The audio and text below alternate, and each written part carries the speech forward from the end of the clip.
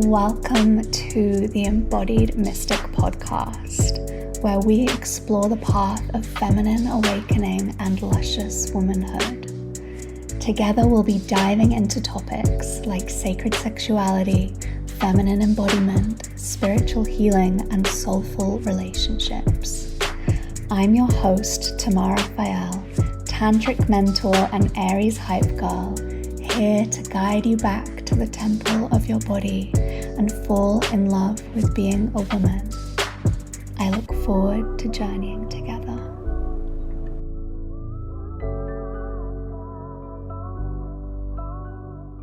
Hi, my loves. Welcome back to the Embodied Mystic podcast, or if you're new here, welcome. My name's Tamar, and today we're going to be talking a little bit about surrender. What is surrender? What's the medicine of surrender? And how it can support us in our everyday lives, as well as dealing with the bigger, more existential stuff that we might be dealing with. So you might hear in the background these interesting sounds. There's some Balinese prayer music going on in the area where I am. It's the day after Nyepi, and Nyepi is like the Balinese New Year. So they have this big parade the night before, where they like parade around these huge demons that are meant to represent all the negative energies that have accumulated in the past year. They parade them round and they burn them. And then for the next 24 hours, the whole island of Bali is completely shut down. So the airport closes, no one's allowed to leave their homes. In many places there's no electricity, there's no data service on the whole island. It's pretty magical. So today's the day after that, and there are some religious ceremonies going on, and I hope that the noise isn't too distracting, because I have been wanting to make this episode for such a long time, and honestly, I had some resistance. I definitely had some resistance coming up, and like anything, I mean, if you're a practitioner, maybe you recognize this, but at certain times, if I'm going to teach about something, or hold a big class on something, or I'm making a program around a specific topic, what usually happens is that the material really works me. And I have definitely had this beautiful breakthrough recently on the topic of surrender. So despite the background music, it does feel like the right time to come on and share this. So firstly, I just want to share, going into this conversation about surrender, it's a subject that I am 100% still learning. My gosh, I mean, I don't think I can say I really know anyone who has fully mastered the art of surrender.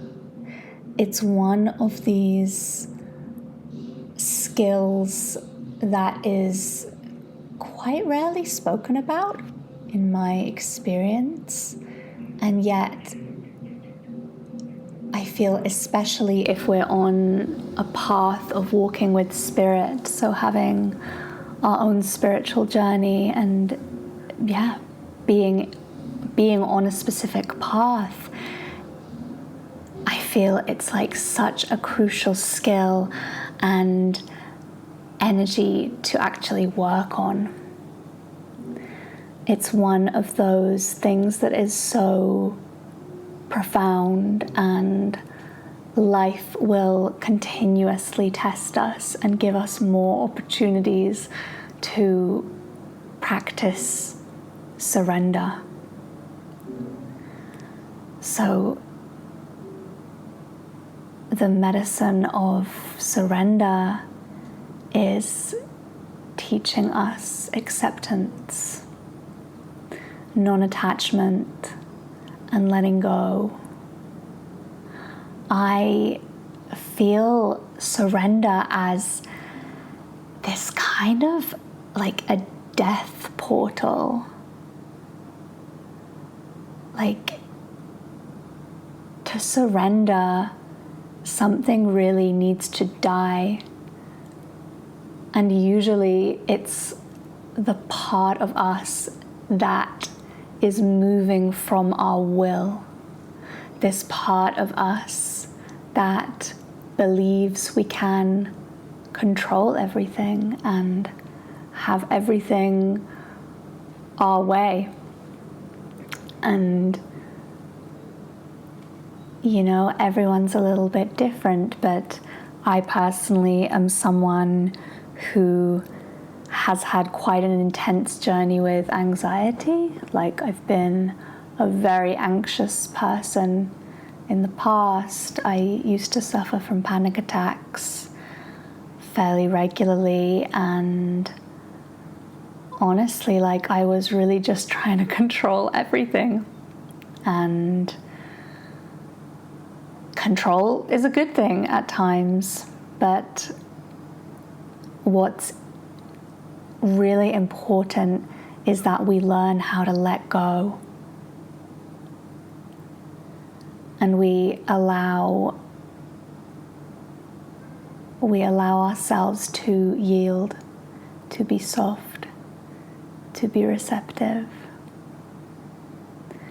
I really believe that surrender is a master code of the feminine. Surrender is, to me, a feminine energy. This yielding, allowing, being receptive, being moved by life and by the energy that is present in a space, and by giving up our will and our ideas of how we think it should be, what we think is best, what we'd like best, what we desire,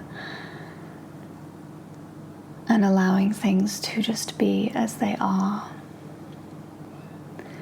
So if you are someone like me who maybe has a lot of anxious energy, who likes to know how things are going to go, who likes to have things go their way, who struggle with letting go of control, maybe you feel like you need to be on all the time. So for those of us who feel this way, really like doubling down on the surrender practices and like really getting to journey deeply with the energy of surrender is really profound medicine.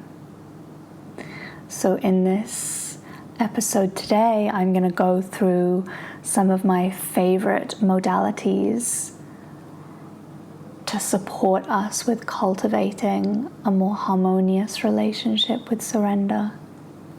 And for me, really, to cultivate a harmonious relationship with surrender is to receive life the way it wants to come through us on a deeper level.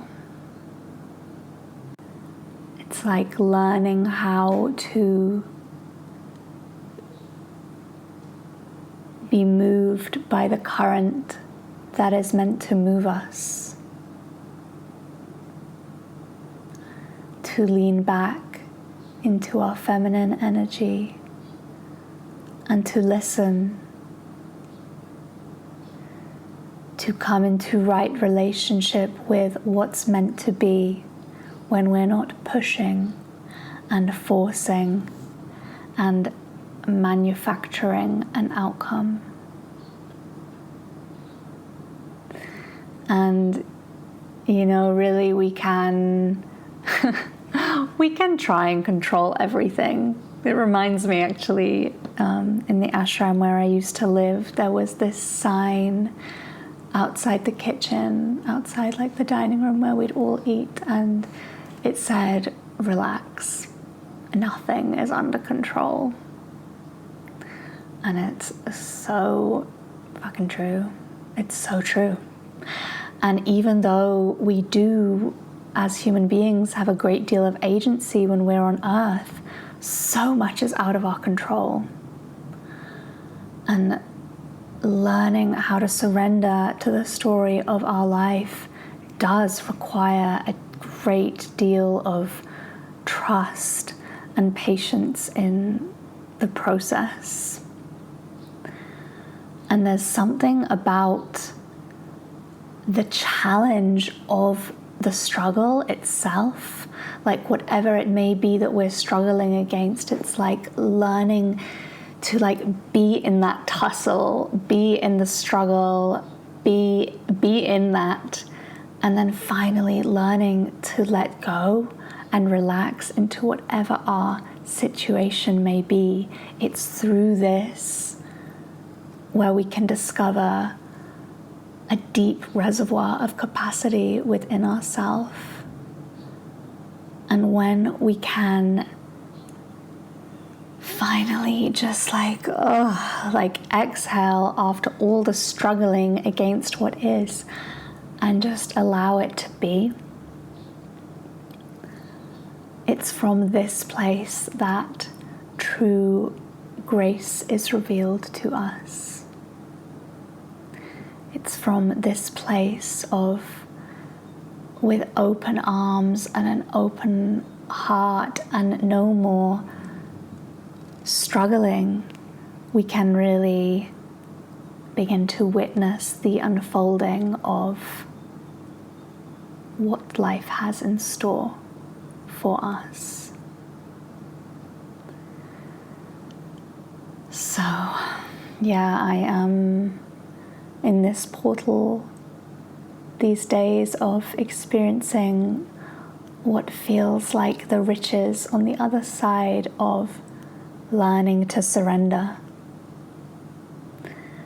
And yeah, there needs to be trust in the greater plan, and at the same time also an acknowledgement that the suffering and the discontent that we feel from fighting against what is and trying to gun for an outcome, that can't last forever. Like, we can't be fighting something forever. And therefore, we must shift our inner state regardless of the external factors. So we've got to find our own way to peace with or without the changes that we seek outside of us. And wow, like, that is hard. That is really, really, really hard.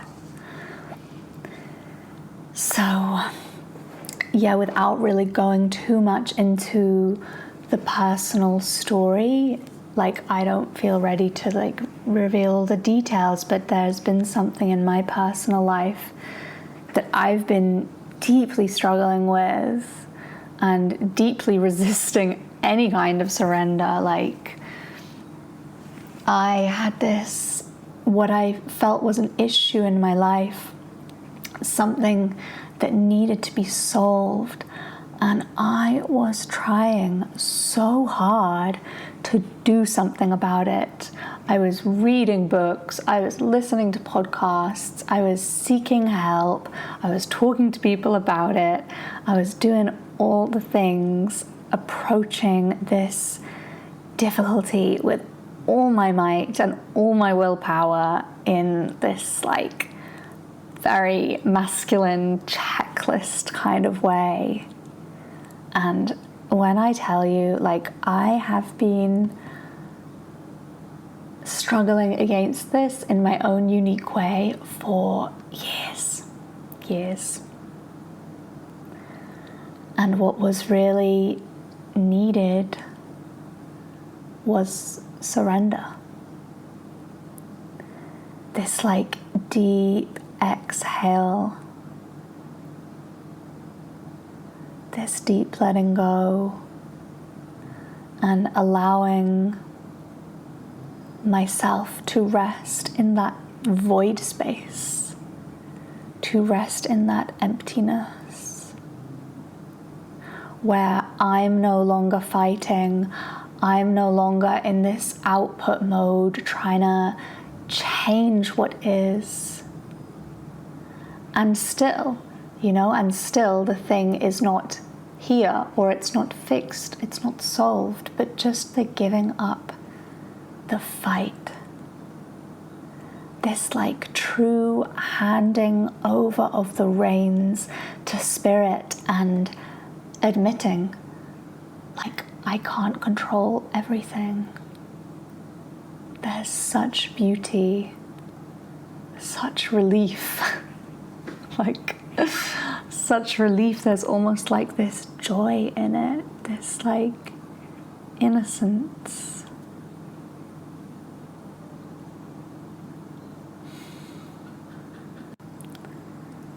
So, there is totally a time and a place for getting shit done, whipping out the checklist, doing all the things, being in go mode. And I feel it's equally important to learn how to let go. And if we don't cultivate both these energies and skill sets in equal capacity, there's like an imbalance. There's like this imbalance within ourselves.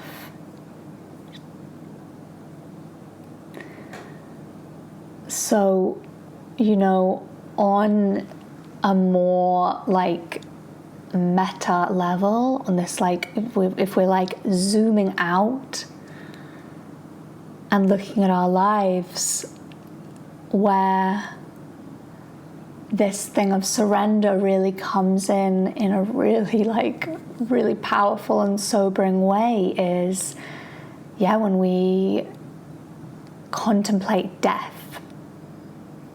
So we all know that at some point we will arrive at this time and place where and when our time on earth is up and it's time for us to die. It's at that point that we are forced to surrender. Like, we have no choice, we are forced to accept what's happening. And for me, as someone who is walking a mystic path and who is, contemplating these deeper things as an essential part of my being, I personally want to cultivate practices and the capacity to be able to hold these really powerful life experiences in a way where I'm curious about how I can best prepare myself for these big portals of passing over from one state to another. One of the reasons I'm so fascinated with motherhood, by giving birth, it is a profound state change, and surrender, learning surrender is, of course, something that is going to be profoundly supportive in the birthing process and pregnancy, and I mean raising children, for sure. So yeah, it's these occasions, giving birth, dying. I mean, we've already been born, so we've got that one down, but yeah, really working with this energy of surrender is something that can carry us through and support us to navigate these intensely transformational and intense situations with as much ease as is humanly possible. We make that possible for ourselves. We help ourselves by working with these energies, like learning how to surrender before we are forced to. And, you know, life forces us to surrender in little ways all the time. I'm really interested in these bigger life experiences, personally. So in my work, I'm someone who really champions the importance of deep internal experiences, ceremonies, ceremonies of any sort, and experiences that really invite us into our inner realms and that take us to our edges. For this exact reason, because they are preparing us. They're preparations we can make for the biggest initiations we will face in this life. So all the modalities that I'm personally trained in and have offered in my work, like rebirthing breath work, tantric massage, dearmouring, bodywork, all of these modalities ask the receiver to surrender their control, not necessarily to me, but to the experience, so that they may go deeper within. So if you've ever worked with an entheogenic medicine, so any psychedelics or even psychoactives like cannabis, blue lotus and cacao, and then you've got things like ayahuasca, San Pedro, LSD, DMT, all these things. These medicines create experiences that are inner pilgrimages, right? It's like we say goodbye to the outside world and we go on a deep journey within ourselves. And through them we receive important insights about our life and greater pieces of perspective on the nature of reality in this universe and where we fit into all of that. So in these experiences, we are working with the medicine of surrender to go on a deep journey such as these. We are meeting our capacity to surrender, and maybe a big part of our journey is our lack of capacity to surrender and how that rubs up against the experience we're trying to have. I know for me, in the plant medicine journeys I've had, surrender is something that comes up again and again when I try and fight the experience. Oh my gosh, it is so much harder.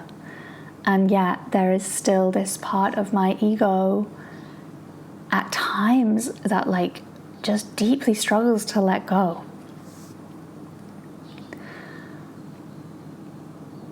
So yeah, creating a relationship with surrender and learning to lean into our edges and slowly stretch our capacity is important on so many levels. And before I get into my favorite modalities for surrender, for helping us like increase our capacity for surrender, I just quickly want to touch upon surrender and sexuality. So in my experience working with the medicine of surrender, it, sexually speaking, for women is a game changer. Like a game changer. Because if you want to have profound, earth-shattering states of orgasmic bliss, you've got to be able to surrender to that. You've got to be able to let go and receive that experience beyond what your mind might think is right or wrong in that moment. You've got to allow yourself to let go into what's happening and just be present with what all is and allow, that energy to flow through you. And it's the women who struggle to let go of control who are the women who are struggling to have orgasms. These things really go hand in hand. So, also on a sexual level, learning to work with surrender is a profound, profound journey. So working with surrender is really working with the feminine within all of us. Surrender is a human thing. It's something that we all have to cultivate, that skill. And at the same time, when women specifically can get comfortable with allowing themselves to surrender, we can unlock a much deeper kind of sexual fulfillment and actually, reach different levels of consciousness that are healing and expansive and beautiful. So this is really important. So surrender first and foremost requires trusting ourselves. And that's a big thing. Most of us, we might know that we have trust issues with those outside of us, but really addressing our relationship with ourselves and addressing the lack of trust we might have with ourselves, this is a big one. And, to surrender into a situation, we've got to know first and foremost that we have our own backs, that we can take care of ourselves, that we know what we need emotionally to feel safe and open up, that we know how to recover energetically and take care of ourselves when what we're hoping for with someone else might not happen. Because we can really, desire things to be a certain way, and we can go into a partnered experience where we want to experience surrender, and how the other person shows up is really important. But what is the most important thing is that you know that you have your own back regardless of what happens with them. So regardless of what they do or don't do, you've got yourself. You know how to take care of yourself. You know what you need. So, before we go into these modalities, just to reiterate again, just this doing partner work, be it receiving in a professional session or having some kind of experience with your partner, your lover, your friend, or anyone, is really about holding your own energetically, learning to hold your own space, learning how to communicate your boundaries, your needs, your desires. So, so, so important. So I'm gonna get into the modalities now, my favorite modalities for practicing surrender. I'm gonna try and keep this one more brief. So the first one that I'm gonna talk about is watsu, which is, like, the name comes from like water and shiatsu put together. So watsu is something that I've done a lot of, but I just want to say there are so many different modalities of aquatic bodywork, which is what it is. It's receiving bodywork in the water. So, you know, usually it's in a warm salt pool. Salt water is really great for us, and on top of being really great for us, it also helps us to float, making it easier for the practitioner to hold us in the water and to move our bodies. And the warm temperature really mimics that of the womb. So when we receive watsu or any other kind of aquatic bodywork, we are being held by a practitioner, you know, like a baby in the water, and we're being moved around, stretched, our eyes are closed, and yeah, there might be moments of going underwater, but really it's about this deep letting go and allowing ourselves to be held by someone as they move us through the water and they hold us like a baby, and we have that experience.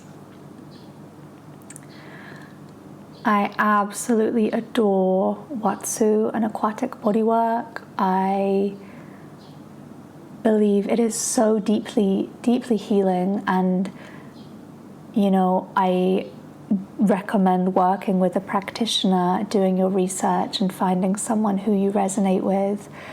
But something that I actually used to do every day when I lived in the desert is I would just go out to the pool. It wasn't even a proper pool. It was literally like this massive blow-up thing, probably so unhygienic.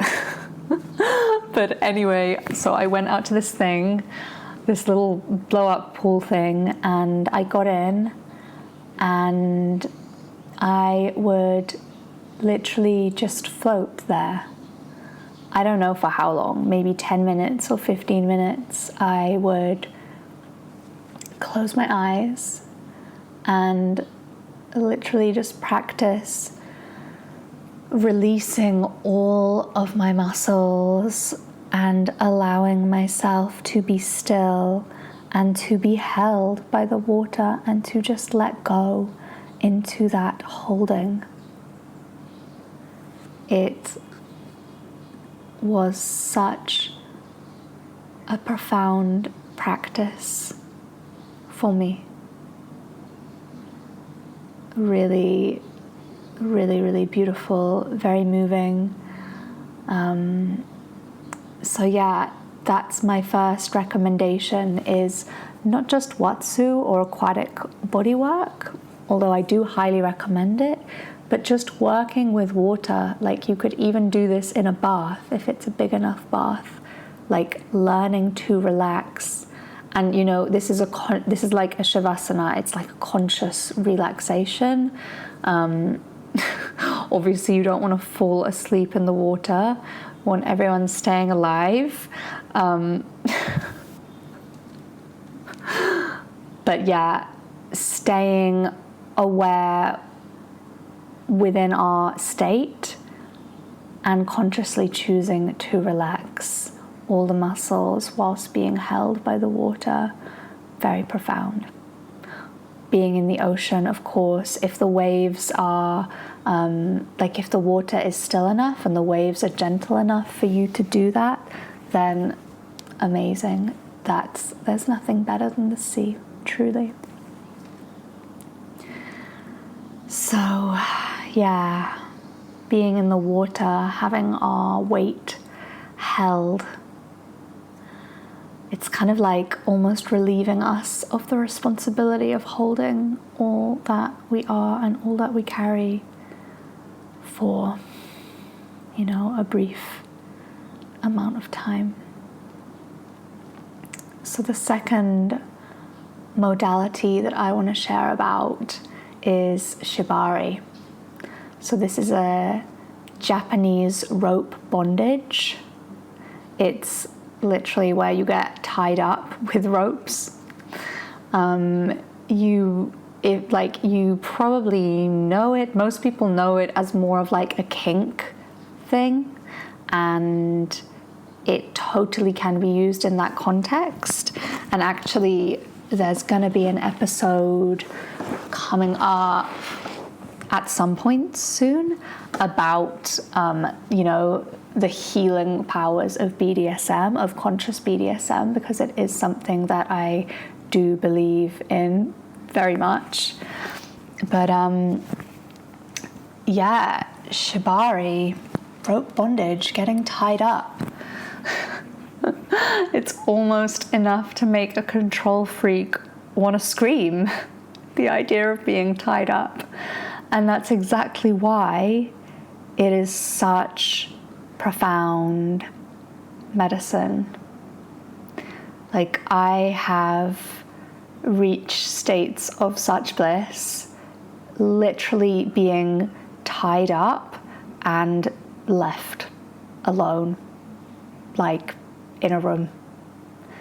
There is something about it. Like, also in my experiences of shibari, I, not always, but especially when it's like more of a healing session, I really love being blindfolded. It's also another way, it's another sensory deprivation technique, and it's so powerful. Like, we receive so much, we take in so much energy through our eyes.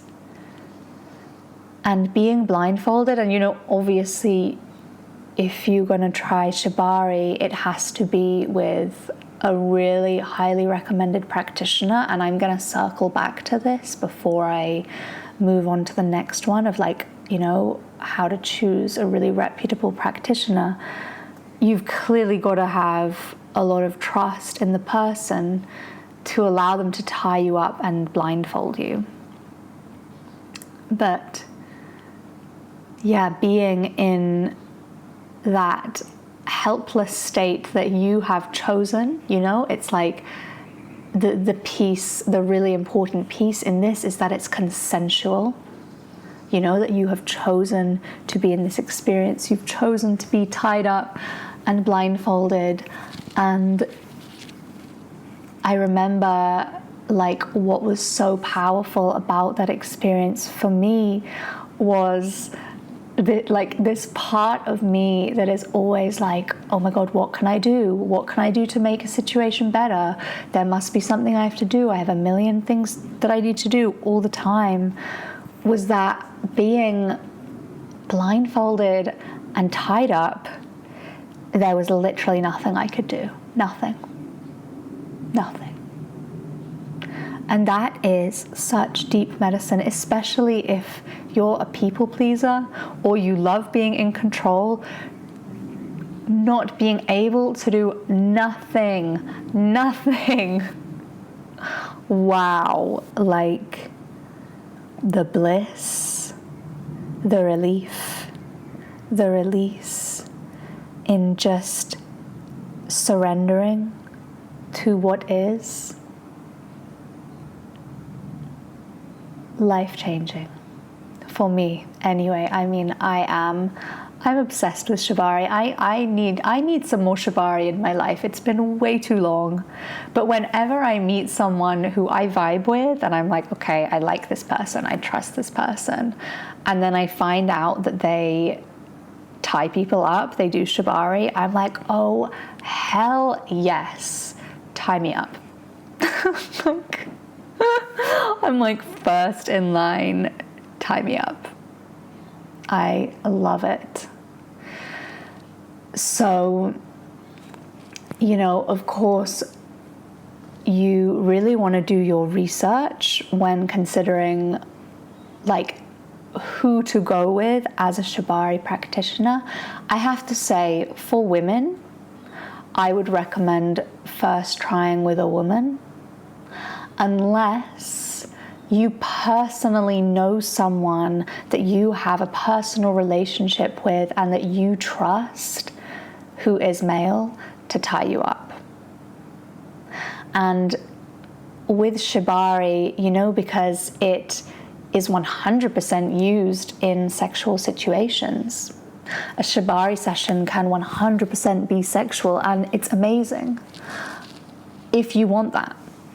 But to begin with, I would definitely recommend exploring this modality as a purely healing session and not bringing in sexual energy with it, but instead really allowing yourself to journey with the medicine of surrender and keeping things clean. And that's my personal recommendation. I recommend also, when looking for a practitioner for shibari, also especially if they are male, don't just look on their website, Google them, Google their names, see what comes up. Unfortunately, there are a lot of male practitioners like this who have crossed boundaries and who do not have the best reputations. So please, please, please be diligent, do your research, ask other people in the field, what they think about this practitioner. You're always free to reach out to me, by the way, if you would like to have some kind of shibari session and you're researching practitioners. Feel free to send me the website of someone you're thinking about, and if I know anything about them, I will let you know.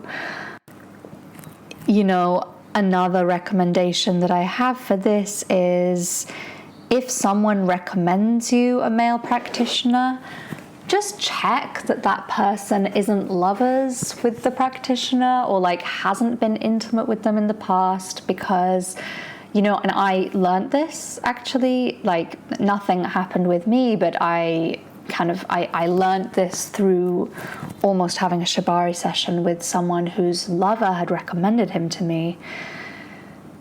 When someone is the lover of a practitioner, obviously the boundaries are blurred and they are more comfortable with certain things than someone who is not a lover would be comfortable with, for example.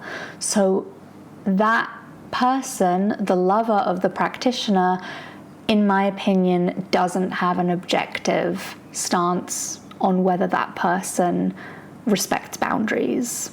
I hope that makes sense. It's you're going to get a much clearer idea of whether someone is truly respectful of boundaries by getting a recommendation from someone who isn't their lover,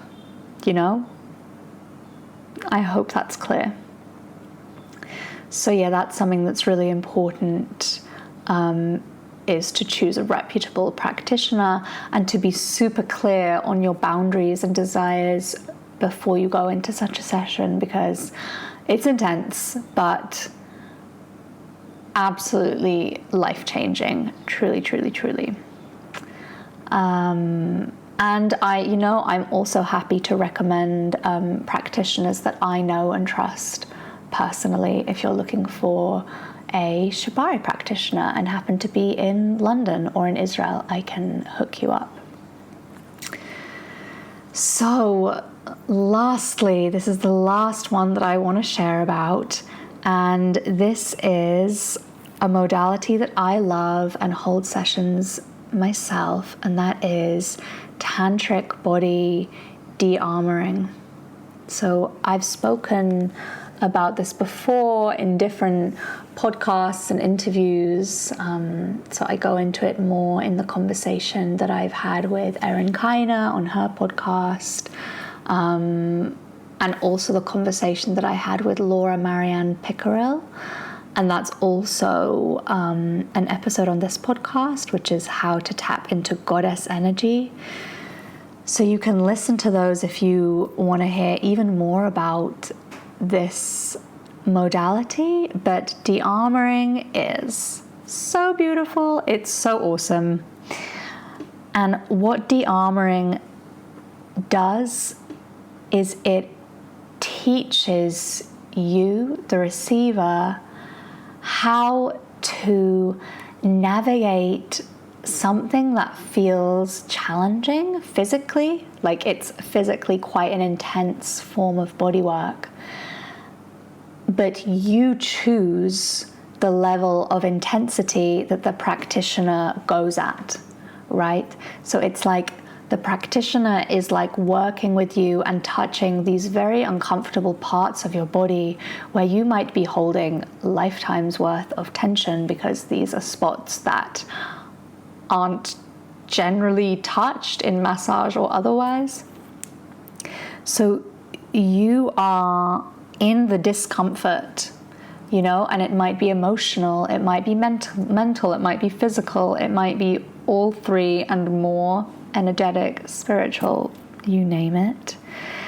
But you are meeting that discomfort, you're meeting the pain, the intensity, the experience at the level where you can meet it fully and stay in your body. Okay? So it's like you're meeting the challenge up to the level that you can hold, and we're not going past that. And what this kind of like an experience is, where you are surrendering, but at the same time you're an active participant in determining the level of intensity, you learn such a huge amount about where to put a boundary, how to speak for yourself, because dearmouring requires you to be an active participant and give regular feedback to the practitioner so that you can both like gauge where you're at and adjust accordingly. So yeah, this is something that I've learned about dearmouring, which is it's so powerful for teaching about boundaries. It's powerful for teaching us how to titrate our opening, how to really be with what's uncomfortable in a way that's actually sustainable and allows us to heal those places and doesn't re-traumatize us. Because when we go into something too hard and too fast, we are at a really serious risk of re-traumatizing ourselves. If the experience is too much for us, we can do more damage than good. And that's what I love so much about dearmouring. It's really teaching us how to be with discomfort and challenge. And what is so beautiful about it is that on the other side of meeting that challenge, so on the other side of being present with the tension, the pain that we're holding in our body, we release all of that tension and it can turn into bliss. So in dearmouring, we're touching certain points in the body where we hold a tremendous amount of stress, be it sexual or any kind of stress. We're working with those places, meeting what's there, releasing what's there as you're being held by a practitioner. And when we have released the tension, these places often become highly orgasmic. And that's why tantric body dearmouring is an incredible preparation modality for experiencing full body orgasms, for going into tantric massage or other kinds of tantric or spiritual practice. It's so profound. I absolutely love it. So you learn how to surrender in a dearmouring session to the challenge because you've chosen it. You choose the level of intensity that feels right for you, and you be with it. You surrender to feeling it, and on the other side of that, you get to surrender to the pleasure and the bliss and the orgasms, and it's so wonderful. Honestly, it brings me so much joy as a practitioner to watch someone discover for the first time how intensely, amazingly pleasurable it can be to be touched in a point on their forehead or somewhere in their ribs. It's like these very just random places on the body where we've been holding so much tension, but can become these highly charged erogenous zones, and that's so beautiful. So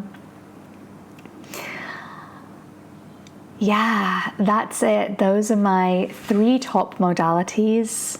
So we have watsu, working with water and aquatic bodywork. Then we have shibari, Japanese rope bondage. And third, we have dearmouring, which is one of my modalities. It's been the one that I've been focusing on most for the last 1.5 years, and I just love it. So yeah, I hope this episode was insightful and that you received something from it. Let me know what you thought. I'm sending you so much love and looking forward to seeing you again soon.